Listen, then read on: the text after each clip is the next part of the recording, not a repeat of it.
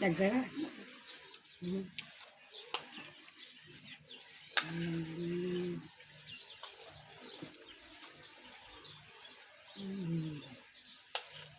Sarap naman ang kain ng aking mother.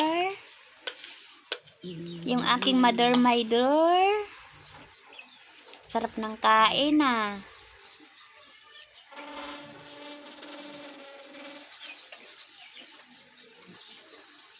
Ang ulam niya ay pusit na adobo.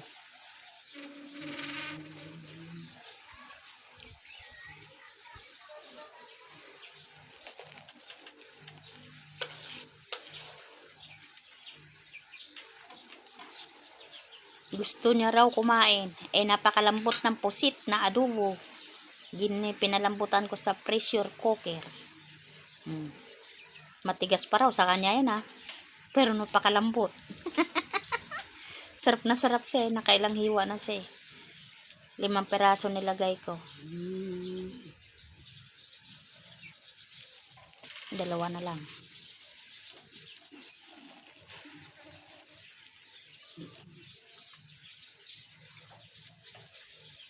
Sabi ko, bilihan ko siya ng biskwit. Ayaw niya eh. Gusto niya daw tinapa ay kanin eh.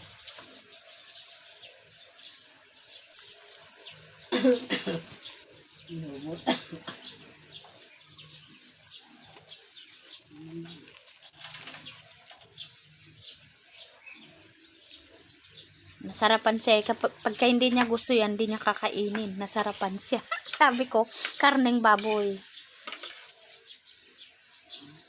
Kasi yung karneng baboy at saka yung pusit pinagsama ko. Saka itlog. Binalatan ko yung itlog. Sinama ko dun sa adobo. Nirambol na namin para hanggang mamayang hapunan na. Nasarapan sa dun sa sa adobo. Sabi ko bilihan ko siyang biskwit. Ayaw niya. May kanin kayo, Eka. Mayroon. Ulam kako pusit? Gusto niya raw. Ayan. Makain siya. Napakasilan kaya yan. Kakain lang yan pag hindi niya nagustuhan yan. 2 kutsara lang isang. Ayaw ko na Eka. Ngayon, nagustuhan niya yung lasa ng pusit. Sinangkot siya ko yan sa luya. Tapos inano ko sa kamatis para medyo may yung niya. Lasa. Masarap talaga yan. Sangkot siya talaga. Tapos lagyan ng sangkot siya sa luya. Nirambol ko karneng baboy at saka yan. Naghihirap po lang pambili.